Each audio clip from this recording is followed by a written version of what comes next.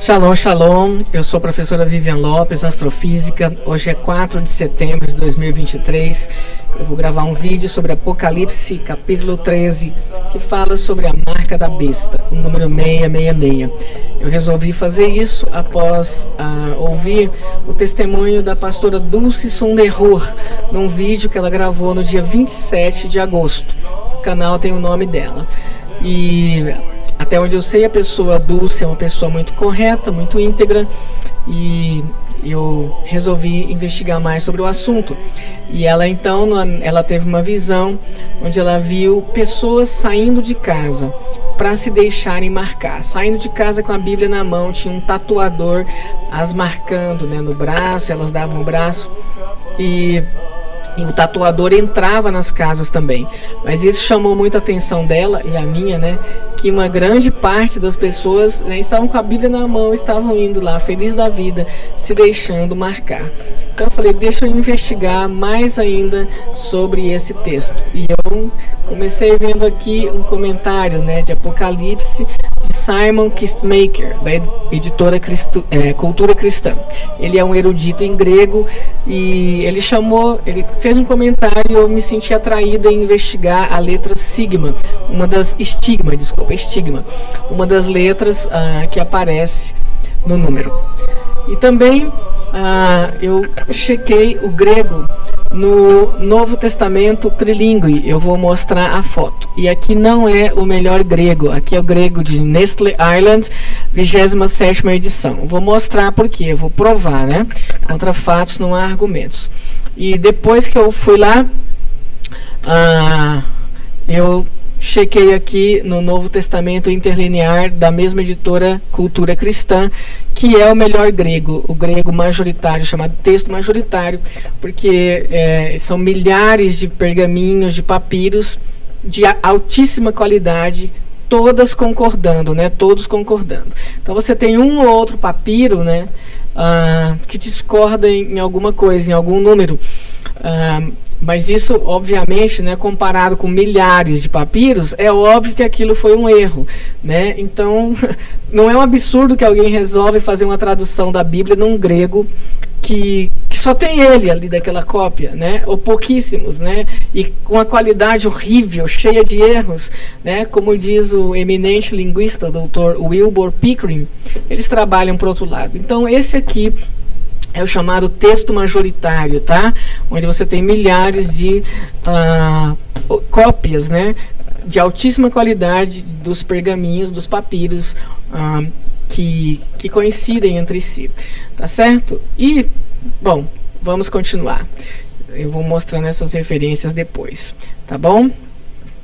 Então, essa é uma foto do trilingue, tá? Onde aparece o grego, a Almeida Revista Atualizada no meio e em inglês na New International Version, tá? Então vocês veem aqui na coluna do meio em português, né? Vamos começar assim para ficar mais fácil, que aparece o número 666 por extenso, tá? Apocalipse 13:18. Na versão em inglês não aparece o número 666. E na versão em grego aqui também aparece por extenso, tá? E eu risquei aqui, né, sublinhei, dei um destaque aí só na palavra 6, tá? Ex, tá?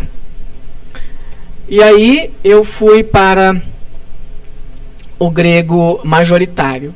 E no grego majoritário não está por extenso, tá? Então, o grego majoritário está o número 666, não escrito, mas o número, ok? Então, está aí para vocês checarem uma foto do texto majoritário aqui, tá? Interlinear, grego, português embaixo, ok?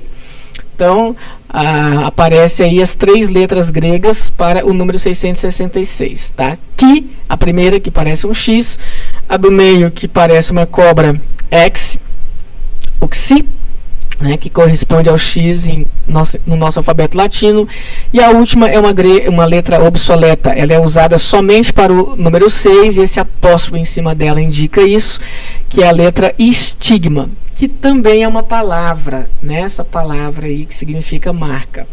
tanto o que, a primeira letra, como a última, significam marca, né?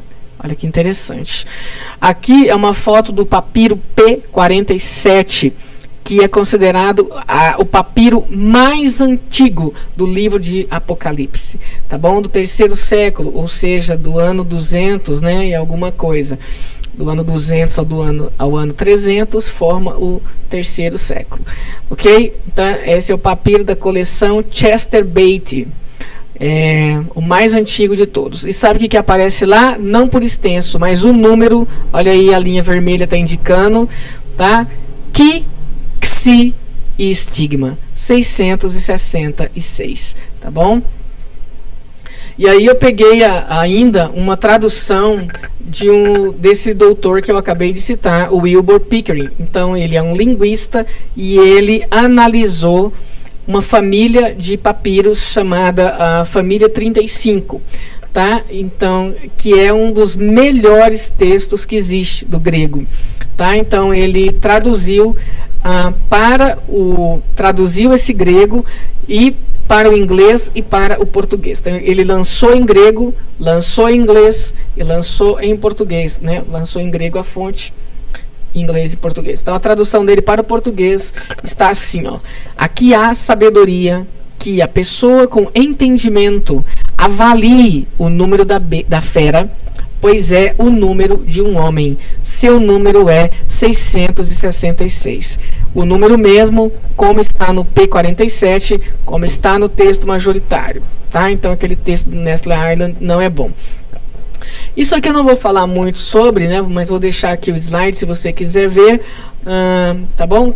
Cada P desse, né, é uma classificação, P1, P2, né, é de papiro, e cada papiro desse pode conter centenas de folhas, né? Ok?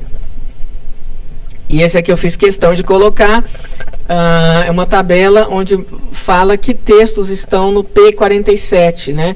Então você tem Apocalipse, capítulo 9, 10, 11, 12, 13. Eu fiz questão de colocar isso, porque você vai achar alguns sites na internet, algumas enciclopédias onde você pode editar, onde você onde omite que o capítulo 13 está no P47. Eu acabei de mostrar, e ele está, e é o mais antigo papiro de todo o Apocalipse, de todo o livro, de todo já encontrado, ele é o mais antigo, tá? O mais próximo lá do apóstolo João, ok? Então, o capítulo 13 está lá. Então, você tem a referência aí na internet, você pode clicar e ela vai te remeter a um livro da CPAD, tá? A Origem da Bíblia. Coloquei também aqui a referência de Strong. Então, eu peguei aquele texto, né? Tá aqui a foto, né? Peguei um pedaço dela, só o número 666, e estou comparando aqui com a referência de Strong, tá? Então, ele cita, né? O Strong é um dicionário, né, onde ele vai, onde ele tem um código, né, para cada palavra. Então, o Strong 5516, ele vai falar sobre 666, ele escreve assim, ó, Ki, Xi, estigma, tá? E tá falando, né, a 22ª, 14ª e a letra obsoleta sigma, tá? Porque o sigma hoje ele só é usado para a letra 6 em grego. Eu vou falar um pouco mais no grego clássico, que vai do ano 500 ao ano 300 antes de Cristo. Esse período de literatura conhecido como grego clássico, eles chamavam a 6ª letra do alfabeto grego nesse período de dígama. Dígama. Vou mostrar aqui, tá? Então você tem a letra gama, a 3ª letra do alfabeto grego, e a 6ª letra, originalmente o nome dela era Vav, exatamente o nome hebraico da 6ª letra, exatamente. Por quê? Porque a origem do grego, na verdade, é o hebraico, né? Você tem o paleo-hebraico, que é o alfabeto fenício, o hebraico e o grego, né? Então, a 6ª letra, o mesmo nome e o mesmo valor, porque tanto no hebraico como no grego, as letras também são os números, né? E aí, no período clássico, essa letra na 6ª posição de valor 6, que chamava em grego Vav, e em hebraico é assim, até hoje é o Vav. No hebraico nada mudou, no grego já teve um monte de mudanças, né? Chamaram de Digma e depois mudaram ela de lugar, né? Então hoje o 6, e já na época do apóstolo João, era escrito com a letra estigma, né? O chamado estigma, que é uma junção da letra sigma com a letra tal, tá vendo? Uma ligadura. E aí então surgiu esse outro sinal chamado de estigma, que só é usado para o número 6, tá bom? O valor dele é 6. E até aquele apóstrofo indica que você está falando de um numeral, tá? Vamos voltar lá. Então falei da referência do Strong. Então a referência do Strong está mostrando o texto que está no texto bíblico, e ele está mostrando que o que está o número, o numeral, e não por extenso, tá bom? E aí, falando um pouquinho mais sobre esse numeral, então a primeira letra é o que corresponde em português, né, o nosso alfabeto latino, à letra C, e o valor numérico dela é 600. E com essa letra você também escreve a palavra haragma. Haragma, que começa com que. Haragma é marca, tá? E era o selo oficial nos documentos comerciais que tinha a marca do imperador, tá? E ela aparece 8 vezes em Apocalipse, na Bíblia inteira, né? Bom, o Antigo Testamento, chamado, né? Eu prefiro o Primeiro Testamento, não tem grego, né? Hebraico e aramaico. Mas em toda a Bíblia você não vai encontrar essa palavra, a não ser em referência à marca da besta. Todas as referências em que ela aparece em Apocalipse falando da marca da besta. Curioso, não? É revelação, né? O livro é revelação. A letra do meio, que parece uma cobra enrolada, e até o Dr. Wilbur Pickering, no comentário dele, do texto que ele traduziu para o português, ele colocou isso, né? Parece uma cobra, né? Então é o Xi, que corresponde à letra X em português, no nosso alfabeto latino, e o valor numérico dela é 60. E a última letra é o estigma, a conflação da letra sigma e tal, corresponde, né, à letra S e T do nosso alfabeto. Então é simplesmente o número 6. Então essa letra se chama estigma, e estigma é uma palavra. E a gente herdou essa palavra grega, né, que sempre tem um sentido negativo, né? Então a pessoa carrega estigmas na alma, né? E significando feridas na alma, né? São Francisco de Assis, ele declarou que ele sofria de dores sobrenaturais, né, chamadas estigmata ou estigmata, né? Que eram dores que Cristo sofreu, né? Então ele relatou que ele sofria desse fenômeno. Tem até um filme sobre isso, né? Aqui eu peguei do tradutor do Google e escrevi 666 para ver como ele escrevia, né? Então ele escreve assim hoje, né, no grego: exakósia, exenta, ex, 6 com ex, por extenso, né? Assim. Então você está vendo que não é o número, né? Aqui é por extenso. Aqui, né, onde eu deixei essa figura aqui, é o número mesmo, 666. É coisa de fazer conta, né? Isso aqui eu já expliquei, ok? Isso aqui também.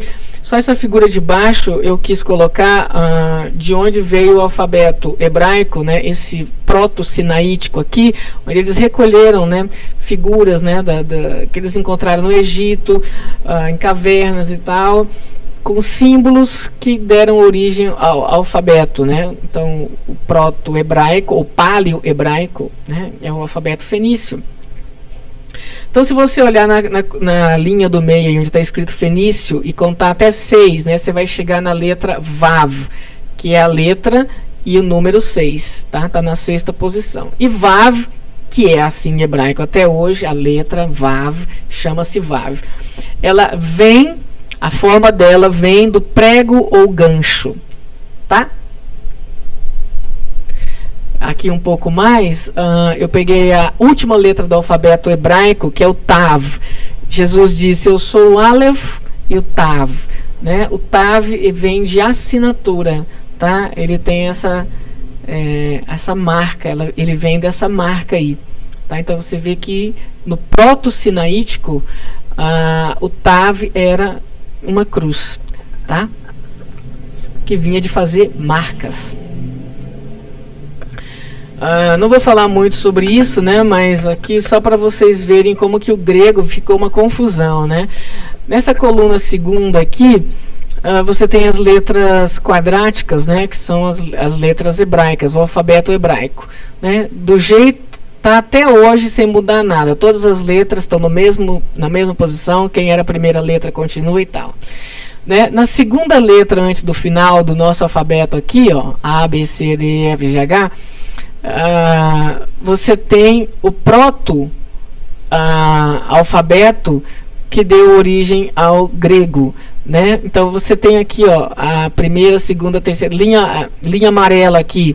Você tem a sexta letra que chamava Vav, cujo som é o som do W, tá?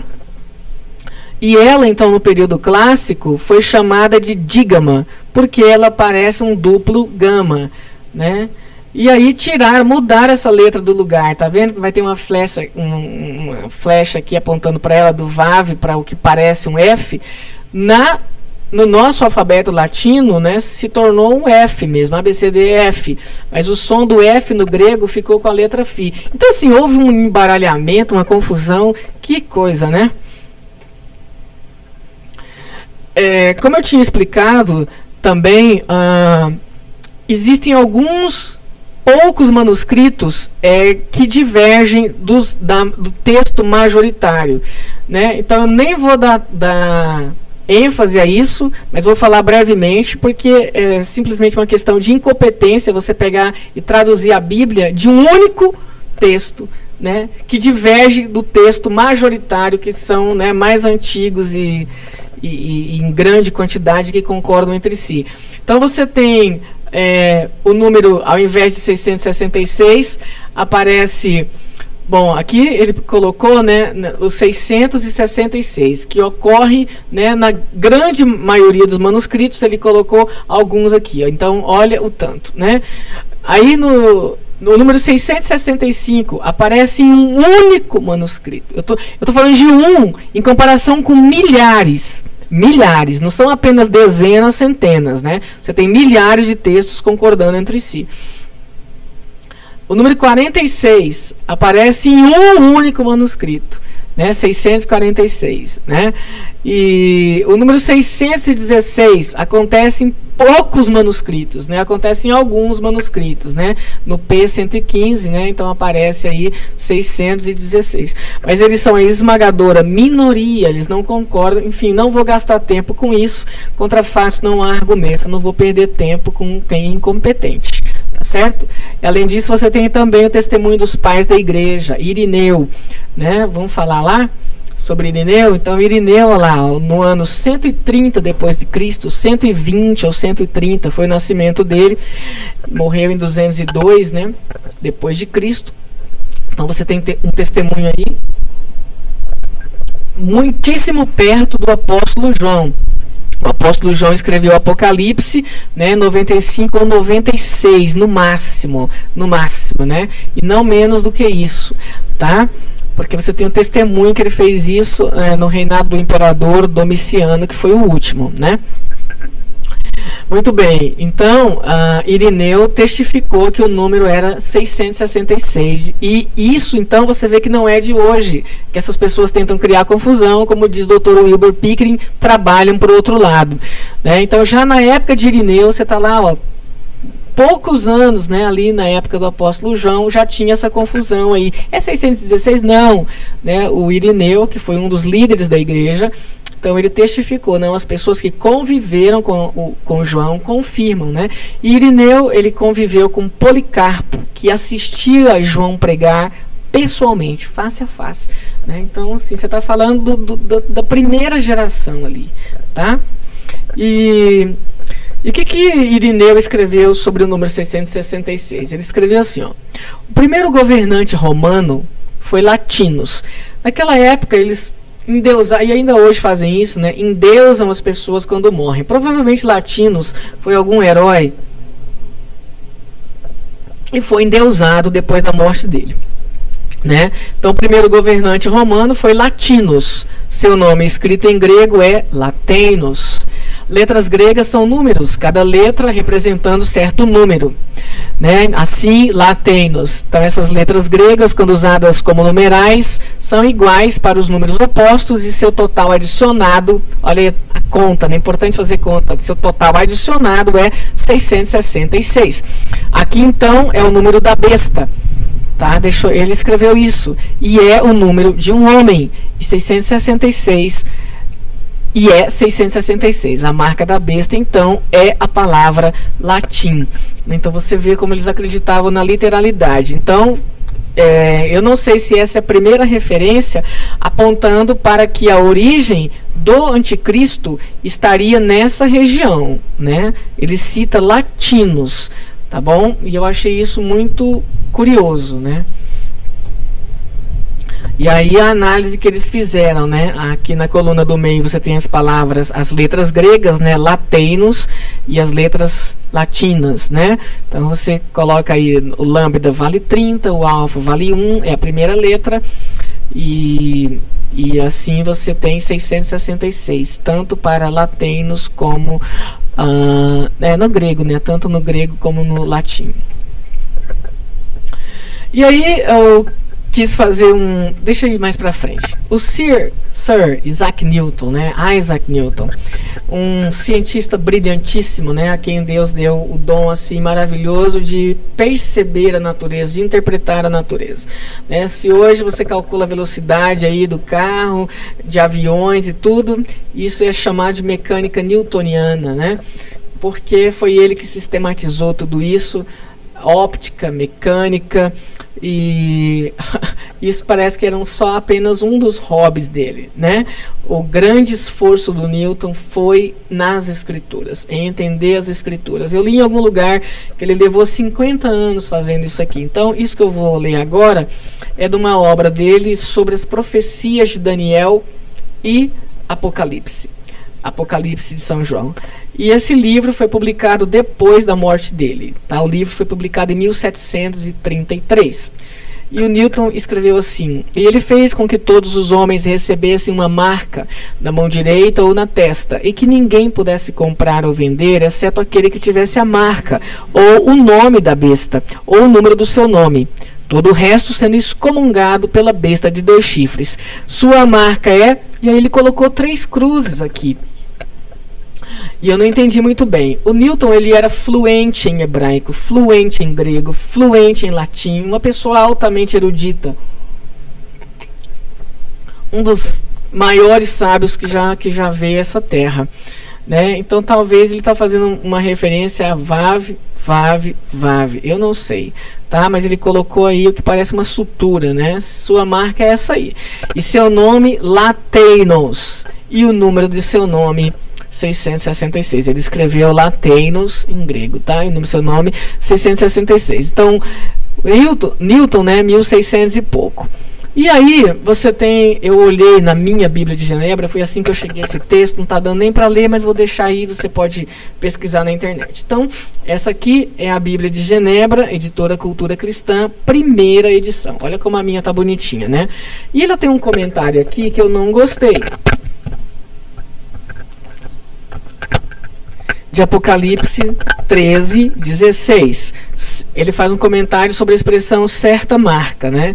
Aí o comentarista fala assim, ó: especulações em torno de uma marca visível erram o alvo da distinção espiritual entre os dois grupos. Então você não pode especular que seja uma marca visível mesmo, né? Segundo ele, isso aqui é um erro, né? Falei, nossa, mas quanta arrogância, né?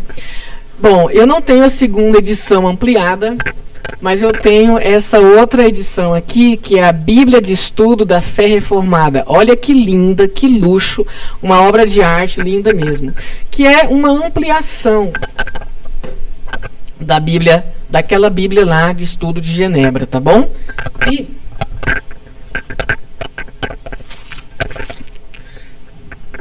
o comentário de Apocalipse 13:16 sobre certa marca está um pouco maior do que naquela lá, mas ele fala assim, é quase igual, né? Olha só.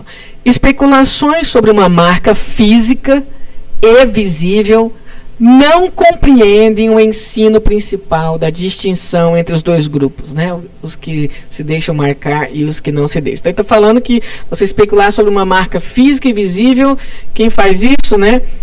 Especulações não compreendem o ensino principal, né? Então, nós não compreendemos, né? Com que autoridade ele faz isso? É muita arrogância, né? E aí, eu fui na Bíblia de Genebra mesmo, 1599. Fui lá online, peguei a Bíblia e vi o comentário desse texto. E não tem nada a ver com isso, né? Os comentaristas, os reformados mesmo, lá na origem, né? Eles colocaram Roma mesmo, o chefe da igreja de Roma, né, como sendo mesmo partidário do anticristo. E ali, né, gente, ali é a época da Inquisição, coisas inomináveis, horríveis, né, morte mesmo, banho de sangue para judeus, para protestantes, para, né, enfim, uma coisa escabrosa, né, a prática do mal mesmo, né. E aí ele cita coisas que eu não sabia, né? Então, o Papa da época tinha feito um tratado de 6 livros, né? Onde tinha alguns absurdos. Eles veem alguns padrões. Então, eles mantêm essa linha de Irineu, que o anticristo tem alguma coisa a ver com essa região, tá certo? E com uma apostasia que veio, né, dali, da igreja dali, tá? Tem a ver. Então, desde o princípio, né, começa com Irineu lá, a região, depois a igreja dessa região, né, que começou no Lácio, né, Roma começou numa região central da Itália chamada Lácio, né, que é Latium em latim, e se tornou um grande império, né. E aí eu resolvi então saber mais sobre Lácio, né, e aí vou falar para vocês algumas coisas, né, que eu andei conhecendo, né. Então, o rei de Latium, que é o latim de Lácio, né, era Latenus, como o Irineu tinha escrito, né, e transformaram ele numa divindade, né. Então, ele era filho de Faunus, o deus das florestas, fertilidade e ervas medicinais, metade homem, metade bode. Faunus corresponde ao deus grego Pan. Pan é uma palavra para todos, para tudo em grego, né? Então é o mesmo Deus, né? Falso Deus, Faunus e Pan. Então esse bicho, ele era cercado por seres, né, semelhante a ele, né, com corpo, né, de animal, e chamados faunos, né? E o equivalente grego desses faunos eram os sátiros, né? Corpo metade homem, metade besta. Eles eram espíritos da natureza, né? Viviam nas florestas, bêbados, luxuriantes, né? Prática mesmo de mesmo sexo, de orgias, eram zombadores. E eles tinham sarnas, né, nas barbas, né, no cabelo, e deles é que vem o teatro satírico, que era feito em homenagem a eles, né? Então eles tinham essa cultura, né? Por exemplo, no templo de Asclépio, já tinha um teatro do lado, né? Um teatro feito com capacidade para 6.000 pessoas, e vinha outra referência que eram 12.000 pessoas, e essa de 12.000 me pareceu mais acurada. E nesse teatro, nessa arena, né, no centro dele se podia, lá da arquibancada, ouvir uma moeda caindo, né? Então, assim, de uma precisão matemática gloriosa, né? Mas a parte espiritual era trevosa, né? Vamos falar aqui o que acontecia lá nos templos. Então, esse deus Faunus tinha um festival na região latina ali do Lácio, chamado Lupercalia, tá? E era um festival de fertilidade, então era muita orgia, e ele era um ritual de purificação, tá? E expiação, olha só, gente, para promover a saúde em honra a Faunus, que também era chamado de Lupercus. E esse festival Lupercalia acontecia numa caverna chamada Lupercal, num monte, que eu não lembro o nome, e também no fórum. Ali eram as pessoas mais nobres que eram escolhidas para ministrar nesses bacanais, né? Nesses rituais. E eles sacrificavam cabras e bodes com uma faca, e embebiam o sangue e passava na testa das pessoas que estavam participando ali da Lupercalia, dentro dessa caverna ou no fórum, né? E ali elas ficavam em transe, né, totalmente endemoniadas, e saíam, cortavam tiras dos animais sacrificados, que chamavam februas. E ali elas saíam nuas, correndo, nuas ou seminuas, com alguma pele dos animais sacrificados, e batendo nas pessoas para purificá-las. E algumas mulheres iam para a rua também, estendiam as mãos para eles baterem, dizendo que elas iriam engravidar com isso, né? Então, assim, estupro, violência, pornografia, era o que rolava nisso, né? E Faunos, com certeza, é a mesma entidade Febros, né? Então as festas de Febros eram as mesmas Lupercalias, tá? Eram dedicadas à esposa de Febros, que chamava Febre ou Febris, exatamente a deusa da febre e da malária, tá? Então a coisa era quente, né? Isso aqui eu já falei. E esses sacerdotes, né, que eram escolhidos nobres, os magistrados dentro do povo, eles eram chamados de Luperci, tá? Eu vi em várias fontes, né, mas uma das melhores é a Enciclopédia Britânica, tá? Online, ok? Eu me recusei a colocar as fotos desses bichos, desses rituais, né? Assim, você já imagina o que é, gente do céu? Muito feio. E coloquei só uma, então dá para você ver que tem um trono ali, onde tem um bode sentado, né? Metade homem, metade bode. E ali tem de tudo, tá? Sexo, homem com homem, gente batendo em gente, tá? Tem de tudo. E depois que eles fazem isso nas cavernas, então eles saem, ou no fórum, saem para as ruas para fazer isso nas pessoas. E essa festa, ela é a antecessora do carnaval, tá? Eu já tinha percebido isso lendo e também li na referência, tá? Então, elas eram celebradas em fevereiro, só que fevereiro não era o segundo mês do ano, dia 13 de fevereiro, que era no final do ano. E depois o mês de fevereiro foi mudado para o segundo mês do ano, e aí ela passou a ser celebrada no dia 15 de fevereiro. Os imperadores romanos, né, serviram a essas entidades, né, e eu vou citar em particular essa dinastia flaviana aqui, né, que era o Tito Flávio Vespasiano. Ele teve 2 filhos, né, 2 ditadores cruéis como ele, né, ou pior, né, que era o Tito Flávio e o Tito Flávio Domiciano, né. O segundo ficou conhecido só como Tito, que foi como que eu vou dizer, né, a besta, né, que invadiu Israel, né, no ano 70 depois de Cristo. Ele ainda não tinha assumido como imperador quando ele fez isso, né? E ele acabou com Jerusalém, como o Senhor Jesus disse que iria acontecer, né? Então, dali Jerusalém foi destruída e os judeus foram espalhados para o mundo todo, né? E Israel ficou deserta. E só retornou quase 2000 anos depois. Como o Senhor Jesus tinha dito que aconteceria, quando ele estava indo para o seu sacrifício substitutivo em nosso lugar, ele disse, né, filhas de Jerusalém, não choreis por mim, mas chorai por vós e por vossos filhos, eis que a vossa casa vos ficará deserta, porque Israel não quis receber o Mashiach. Jesus disse que como a galinha, né, quer colocar os pintinhos debaixo das suas asas, ele quis fazer assim com Jerusalém. Você vê que, né, quando Jesus nasceu, ele todo, né, estava sob o domínio do Império Romano. Então começou lá no Lácio, né, se tornou ali um império imenso, chegou em Israel, chegou na África, né, e eles estavam sob o domínio romano, mas enquanto Jesus estava ali, eles não tocaram em Israel, né, mas pouco tempo depois da ascensão do Senhor, como o Senhor profetizou, a vossa casa vos ficará deserta, porque eles não reconheceram o dia da visitação do próprio Deus em forma humana, né, vindo a ensinar o seu povo a cumprir a lei eterna, né, e dando o seu próprio sangue como sacrifício pelo pecado, né? O salário do pecado é a morte eterna, né? Mas o dom gratuito de Deus é a vida eterna em Cristo Jesus, como escreveu um eminente judeu romano chamado apóstolo Paulo, né?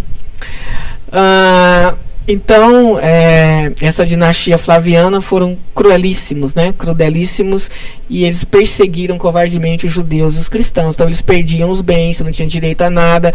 Essa história de marcar já acontecia, porque essa dinastia flaviana em particular, especialmente esse último Domiciano, eles usaram de muita força para promover a adoração a eles, a adoração ao Estado, a adoração ao imperador.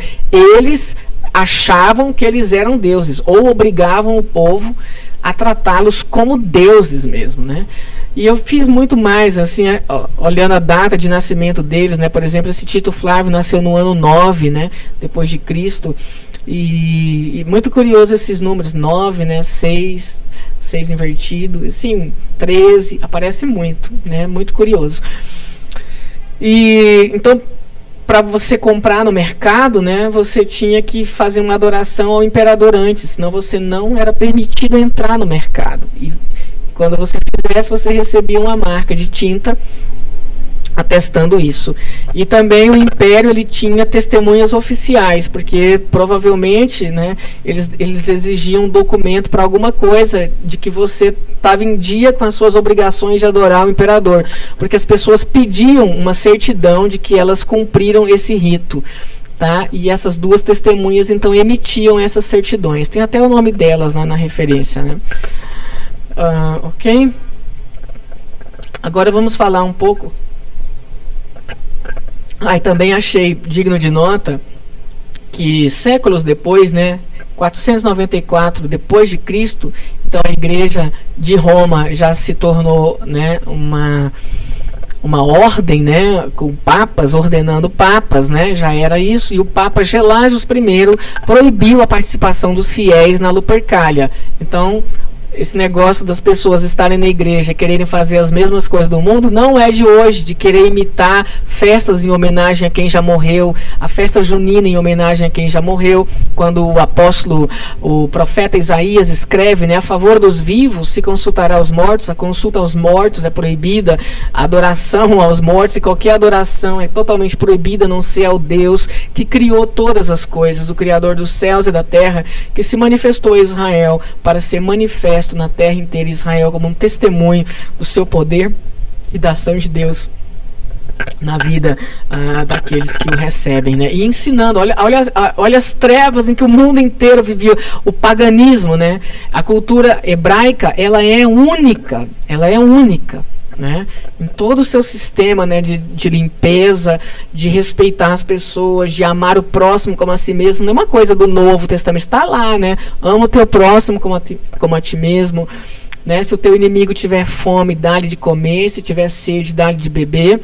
E a justiça, ela vem de Deus, a vingança, ela vem de Deus. E como que a nossa justiça é para ser feita? Está tudo na lei de Deus, né? Então, muito maravilhoso. E esse Papa, então, ele criou festas para contrabalançar. Bom, não posso falar por ele, né, pelo sentimento, é o que está nas referências, né? Mas algumas controvérsias. Então, ele teria criado, para substituir a Lupercalia, o dia de São Valentim, que é o dia dos namorados, tá bom? E a Lupercalia era no dia 15 de fevereiro, né? Depois que o mês de fevereiro passou a ser o segundo do ano, era o dia 13, ela passou a ser o dia 15, e ele criou uma festa no dia 14, né? Chamada Festa da Purificação da Bendita Virgem Maria. Então, no mesmo mês e um dia antes que a deusa Febres, né, tinha a festa da purificação dela, né? A Febres e o Februs, ou Faunos, é exatamente a mesma entidade. Agora vamos falar do Asclépio, né? Havia uma cidade grega, né, chamada Epidauro, mas há uma referência de um historiador antigo que diz que o nome original era Epitauro. Dauro repete a réptil, né? Dinossauro, Epidauro, mas Epitauro, que vai remeter ali a bode, né? Esse tipo de bicho, né? Então ali era, nessa cidade grega, era adorado o deus Epidauro, tá? E lá estava o santuário de Epidauro também. O santuário era conhecido como Asclepion, né? Um desses templos era todo de mármore redondo, tinha um labirinto subterrâneo cheio de cobras, né? Se hipotizam os historiadores, né? O Asclepio, né? Esse deus, ele é sempre representado com uma cobra e um bastão chamado bactéria, né? Bactéria é uma palavra grega, né, que significa bastão. Então é o Asclepio. O Asclepio era filho de Apolo com uma mortal chamada Coronis. E a Coronis, com vergonha do filho ilegítimo dela, ela o abandonou, vai vendo a similaridade, aos cuidados de uma cabra e um cão, né? E então o Apolo, o pai, criou o filho e deu para ele dons de curar, né, de conhecimentos, né, medicinais, etc. E o Asclepio, né, que em latim é Esculápio, ele também teria sido, né, na mitologia, educado, ensinado por um centauro. O centauro é metade homem e a parte de baixo é metade cavalo, né? Então ele teria sido educado por um centauro chamado Quiron, que ensinou para ele sobre as ervas da floresta, né? E as cobras, né? Os templos de Asclépios eram cheios de cobras e eles acreditavam que as cobras eram um sinal de regeneração e também ligado à profecia, porque as cobras conheciam os segredos ocultos abaixo do solo. Então ali eles faziam os rituais e a pessoa dormia ali naqueles sacrifícios, igual era feito nos rituais do Faunos, do Pan. E ali a entidade manifestava através dos sonhos, tá? Bom, isso aqui já falei. E o Asclépio, ele morre fulminado por um raio de Zeus. Como a mitologia grega é uma confusão só, uma hora a mulher é a irmã do cara, outra hora é a esposa dele, diverge demais, uma confusão muito borrada. Então, ele teria sido fulminado por um raio vindo de Zeus, que era o deus de todos os deuses, mas você vê outras referências que falam que não, que era outro, enfim, a confusão deixa para eles, né? Então ele morreu fulminado por um raio, porque Zeus o considerou uma ameaça à eterna divisão entre os homens e os deuses. Porque o Asclépio, ele era um semideus, né? Porque ele era filho do deus Apolo com uma mortal Coronis. Então você vê os mesmos elementos, né? Cabras, cães, os cultos com sacrifícios, com sangue, onde eles dormiam, tinha os elementos que as entidades vinham então para falar com eles, as revelações nesse momento, ou seja, quando a mente, né, baixa a guarda. E aqui algumas coisas que eu achei assim, no mínimo interessantes. Por exemplo, aqui no site do Centro Cultural do Ministério da Saúde, o CCMS, né, do Ministério da Saúde do Brasil, você encontra esse M aqui, né, de ministério, ele é uma representação do templo do Asclépio, do Esculápio, né, é o próprio, né? A organização é Pan-Americana da Saúde. E o deus Pan, o Asclépio do lado do templo já tinha essa arena, né, famosíssima, esse teatro que eu citei, né, com uma precisão acústica muito grande. E ali, de 4 em 4 anos, ocorriam os festivais, né, com música, com desportos, de 4 em 4 anos. Alguma semelhança com as Olimpíadas, né, todo mundo sabe que tem a ver, né. E o Faunus também, ele teria inventado a flauta, né, então os cultos dele, né, tinha flauta, né, a música. Então você tinha essa classe, né, desses atores, né, de teatro que colocavam máscara, que se cobriam, servindo a essas entidades, ok? Então, aqui o emblema, né, da Organização Mundial da Saúde, né, você tem aí uma representação do mundo todo, está lá uma cobra com um bastão, o Asclépio, né? Eu coloquei mais de perto, né, aqui o logo da Organização Pan-Americana de Saúde, né, da qual faz parte Brasil, Estados Unidos e muitos outros, né, onde você vê escrito Novi Mundi, né, Novo Mundo, Novi Mundi Pro Salute, ok? Aqui a nota de $1, onde você vê claramente um símbolo babilônico, né, a pirâmide com o olho em cima. E tem uma faixa, né, bem embaixo da pirâmide, né, onde está escrito aqui, ó, Novus Ordo Seclorum, Novus Ordo Seclorum, Nova Ordem das Eras, né? Então na nota de $1, é um símbolo totalmente esotérico, ocultista, né? Então assim, é umas coisas que eu acho que a gente não pode deixar de considerar. Vou falar só um pouquinho sobre o hebraico. Não tem jeito, né, de você escrever 666 em hebraico, como foi feito no grego. A letra maior, a letra de maior valor no hebraico é a última letra, claro, né? Mas ela não é 600, deve ser como no grego, é 400. Então, o maior número em hebraico de uma letra só, sem nenhum sinal nem nada, é 400. A última letra, o Tav. Tá? E Jesus disse, eu sou o Aleph e o Tav. Em grego, né, eu sou o Alfa e o Ômega. Então, são os dois extremos e a letra do maior valor, a letra do menor valor.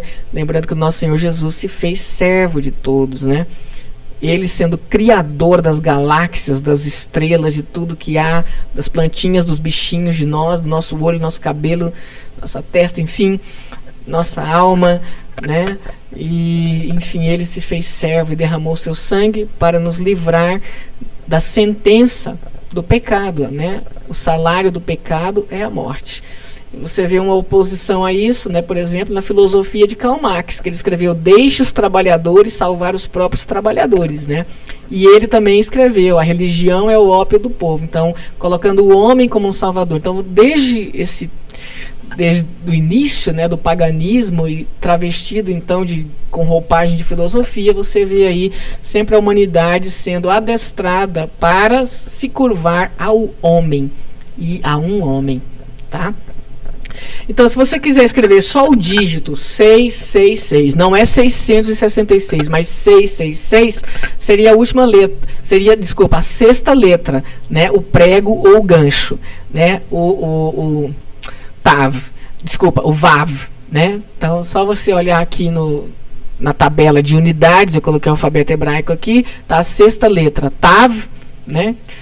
O valor dela é 6. Então, em caracteres cursivos, né, seria 3 barrinhas, 666, né? E acho curioso que tem aqui essa bebida do monstro, né, que é muito parecido com o Vav, né, ou as 3 barrinhas, né, 666. Eu não tomo, eu tô fora, né? Já vi o suficiente. E se você quiser escrever, então, 666, você vai ter que colocar a letra do maior valor, né? O Tav, mais a próxima letra de maior valor para formar 600, que é o 200. 400 mais 200, 600. E aí a letra do 60 e a letra do 6, que é o Vav, né? Que já foi uma letra grega lá, né, também, era letra, mesmo nome, né, e mesmo valor. E então 666. E as letras são palavras, né, formam palavras. Só que em hebraico o 666 não forma palavra alguma. Isso seria lido como Torossô, segundo a senhora que estava explicando nesse site que eu olhei, né, desse canal no YouTube, Beleza da Palavra, e não tem significado algum, não existe essa palavra em hebraico. Mas o que eles fizeram? Eles pegaram algumas letras para ver a raiz da palavra, né? Então, por exemplo, você tem a palavra dente, ela é a raiz da palavra dentista, né? Então, a palavra Torossô não existe, mas tem 2 raízes, né? Que tem, ou seja, 2 palavras que está contida nessa palavra que não existe. Uma raiz, né, se você pegar as 3 primeiras letras, né, o Tav, o Resh e o Samer, né, você faz com ela essa palavra litros, que significa protestar e opor. Então essa palavra, as 3 primeiras letras, né, do que seria 666 em hebraico, do que é 666 em hebraico, forma a raiz da palavra protestar e opor, né? E na conjugação dos verbos, né, também, né, nós protestamos, ou imperativo, proteste, oponha, né? E como substantivo, essa raiz estaria indicando algo que fecha, cega ou tampa a visão. E tem uma segunda raiz também, com as letras Re, Resh e Samer, que seria a raiz da palavra leharos, desculpa, destruir, arruinar, fazer em pedaços. Tá?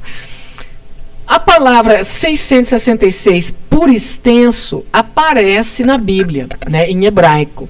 Quando o rei Salomão, esse era o peso do ouro que era trazido para o rei Salomão, né? E é curioso porque depois desse texto a gente vê que o rei Salomão se corrompeu, né?